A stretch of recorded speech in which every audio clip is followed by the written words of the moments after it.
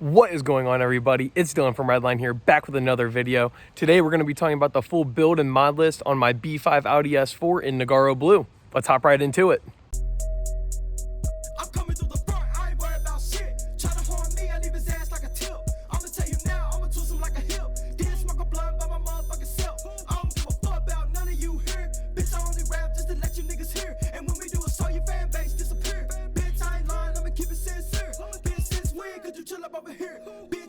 Like a motherfucking deer. Get hit too, shit, bitch, might as well. I don't even talk, all I hold do is tell. I'm standing on the boat, finna set the damn sail. I burn insect, cause my brain like the smell. She get a whiff and thought that it was a spell. I ain't say come. Now, if you've seen my last video regarding my current car collection slash fleet, you know that this is not my old Nogaro Blue S4, and I actually just recently picked this one up. As a quick little rundown, this thing is pretty heavily modified. It may not look like it from an appearance standpoint, but mechanically, this thing gets down. Long story short, it's a stage 3 car and supporting mods, but I'm here to get into all the little nooks and crannies of what's all done to it. Now, following this video, I'm going to make another video regarding what it costs to actually build basically this exact car. So everything that's done to the car, I'll tell you the prices of everything. Obviously, you can do that in this video, but that next one will give you the rundown price-wise of everything done. I'm also going to do my best to separate all the modifications into certain categories like suspension, performance, all that stuff, and go from there. On a quick side note, if you're into anything car, automotive related, feel free to like, comment, subscribe, stick around. I am not just an Audi enthusiast. I have tons of other stuff. I got a Turbo K-Series Miata. I do have another S4, a B8.5. I have a pretty built up Duramax, a Turbo Fox body. The list goes on and on. Pretty diverse enthusiast, like I said. So if any of that stuff sounds like something that might float your boat, feel free to stick around. I appreciate it a bunch. Like I previously said, from a cosmetic perspective, not much is done to the car at all. I truly do like the sleeper look, so I guess we will bust this out real quick. First things first, the car does have an RS4 plate instead of the OEM like straight line S4 grille. These are the honeycombs. It's got the Euro plate which came on it. We have a black wrapped roof, which surprisingly enough, I've had on just about every single one of my Audis, and they've grown on me a ton. Now, every vehicle I own, I want to wrap the roof black. As window tint, let's see what else we can find cosmetically. I guess we can go ahead and consider the wheels an aesthetic upgrade as well. They're the RPF ones. The Rotiform LPF, I believe they're called, in 18 by 8.5 plus 35, which is like the ideal fitment for a B5 S4. Looks pretty good. Not my ideal style of wheel, but I think it fits the car pretty well. They kind of look like the OEM flower wheels that come on the B8s in a way, if you kind of look at them, but they're starting to grow on me the more I have the car. One good thing about these wheels, they clear these humongous brakes that I'm going to be getting to later in the video. I mean, it's very, very close, but they do clear. Now, obviously, the paint color, the blue interior, the sport trim, all that's all factory in stock. Ignore my squeaky door, need some PP blaster. Well, that's still factory. I'm going to eventually get some Vallejo E-Code headlights to get rid of those orange side markers and maybe some other subtle things, but cosmetically, I think these cars look very, very good as they come, so I can't complain. If you guys have any recommendations cosmetic-wise, feel free to let me know. I'm still relatively new to the B5 platform. This is my third one, but I'm still learning a lot about this. And if you guys have any upgrades that you recommend, let me know. Now on to the part that everyone cares about. Let's pop the hood and get right into the performance stuff.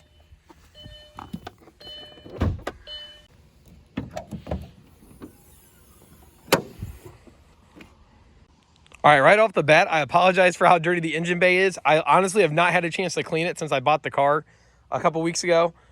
Next thing I'm going to be getting to, but let's get right into the modifications done. So obviously off the bat, not much pops out to you.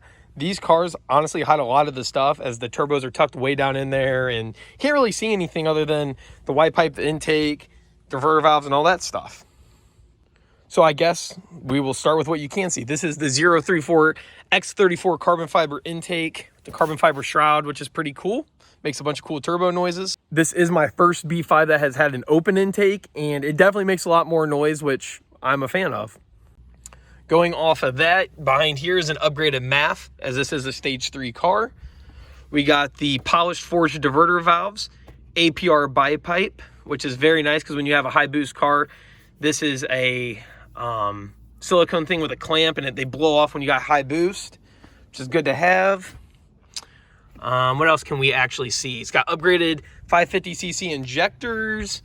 All the Spider stuff has been replaced with silicone. Manual Grimspeed boost controller. Now, unfortunately, the car does still have the factory coils and ICMs. That is the very first thing I'm about to get rid of and do a tune-up on it, because those factory ICMs are junk, and when you need a tune-up, these coils are also very expensive to replace, so we'll have to get rid of that and upgrade it. Car has an upgraded oil cooler. If we come down here into the fog light shroud, hopefully you guys can see it a little bit. AWE intercoolers, much bigger than stock, and then the carbon fiber shrouds come with those. They look awesome. Can't really see it through the fog housings, but pretty cool stuff nonetheless. And obviously, since the car is twin turbo, it's on the other side as well. Actually, you can see it a little bit better on this side. Now, I can almost guarantee there's no way you're going to be able to see the turbos down in there, but they are Borg-Warner OEM KO4s, which are, in my opinion, probably one of the most reliable turbo setups that you can run on a Stage 3 car. My silver S4 had the Borg-Warner KO4s, and I drove it relatively hard. I don't beat on my stuff 24/7, but once I let it get up to temp and everything, it ran very good and was honestly really reliable. Going off of that, hopefully I don't jinx myself, but every B5 I've actually had has been reliable. I have not really ever ran into the common B5 issues or any of that stuff. So with those upgraded KO4s, it does also have upgraded inlets and all that jazz. Catless downpipes to an aftermarket exhaust. I cannot remember what downpipes they are or what exhaust it is. Maybe I'll drop it down here if I think of it. But it does sound very good. It's very tame. It's not overly raspy. So that's how I like my stuff. I'm still into the sleepers and all that. On top of that, the car has already had most of its big maintenance already done. Timing belt, water pump, just the normal stupid stuff that goes wrong on these cars has been done. So I am extremely happy with that. In theory, it should be a somewhat reliable car. I'm debating on keeping it for the long term. So obviously, if I'm keeping it for the long term, I don't want it to be braking on me every other day. And all my B5s have been reliable, so I don't want to change that. Heading into the cockpit, it is still mostly stock. It does have an AEM boost gauge, which is nice. I love AEM products. Still a factory radio, which is pretty cool. Everything's fully functional. All the LEDs and everything still work. I have an AM/FM transmitter that I use for Bluetooth, obviously. As I can show you guys, turn the key. All the lights on the cluster still work. The center screen works. I do have a Greddy turbo timer, which is pretty cool to help with turbo longevity. Truth be told, that is probably the one downfall of these cars. Like any other car, when the turbo is a pain in the butt to get to, if the turbos go bad in this thing, it's a motor out job. And while you're in there, you might as well do a bunch of other stuff. So it's like a snowball effect. So just pray that your turbos don't go bad. I always let my oil temp get up to temp. I don't beat on the car when it's cold. I don't really do excessive pulls 24/7. I just do everything that I can to help with the longevity of the turbos, and the turbo timer definitely helps with that as well. Otherwise, this interior is quite stock. I was contemplating getting an aftermarket radio, like a double dim with CarPlay or something. For some reason, the OEM radio being in here is kind of cool to me. I don't know. Maybe I'll eventually do CarPlay or something, but for now, that's there to stay. And from that, we're going to transfer into the transmission, what all's done to that, the diff, and everything regarding those. Okay, so off the rip, we have a JHM short shifter. A little notchy, honestly, but every S4 I've had has had the same short throw shifter, so I'm starting to get used to it. Updated 1-2 shift collar, because those are known to go bad in these. This has the full JHM rebuild kit in the transmission, which is nice. What else? Obviously, the rebuild kit includes new synchros, all that stuff. Let me pull up my little cheat thing here to see what else I got. I said the short throw. It's got the shift linkage and bushing. That is a JHM Trio package, actually. This car does also feature the 4-to-1 center diff upgrade from JHM, which is pretty cool. JHM is one of the biggest companies, if you can't tell by now, that supports this platform and has been for, 20 years now. So obviously, with the transmission, I got an upgraded clutch. It is a Clutch Masters 850 twin disc with a lightweight flywheel. Very, very, very aggressive clutch. But obviously, the more and more I drive this car, I am getting used to it. I would not consider that clutch and flywheel setup a daily driver setup by any means for the average person. I have a pretty high tolerance in terms of what cars I would daily drive. Like in the summer, I almost daily my Turbo Fox body, which some people are like, that's just insane. But I'm slowly getting used to it and getting used to being back in a B5. Can't complain. Last but not least, obviously this car is lowered and you can see the big brake kit. So let's talk about the suspension and brakes. For braking, we are running the 18Z Porsche calipers with what I believe are 350 millimeter rotors. This thing stops on a dime. I've never had a B5 with this braking setup and I am in love with it. The car is lowered on KW V2 coilovers, which I have been a fan of. This thing rides nice, handles nice. Honestly, it's hard to beat. Obviously, they're more of a pricey coilover rather than a budget coilover, but for the money, you're getting what you're paying for, and this thing handles like it is on rails. My very first B5 was stock suspension and didn't even have sway bars or anything, and let me tell you what, you go around a turn, you thought you were gonna roll. Body roll was horrendous. These cars need coilovers or at least sway bars. This car has both, so obviously it handles much better. In the front, we have stern, I believe it is called, adjustable control arms, upper and lower. We have a rear sway bar. And I'm pretty sure, other than maybe some miscellaneous solid mounts and stuff under the car, that pretty much sums up the suspension and braking setup. All in all, I absolutely love this car.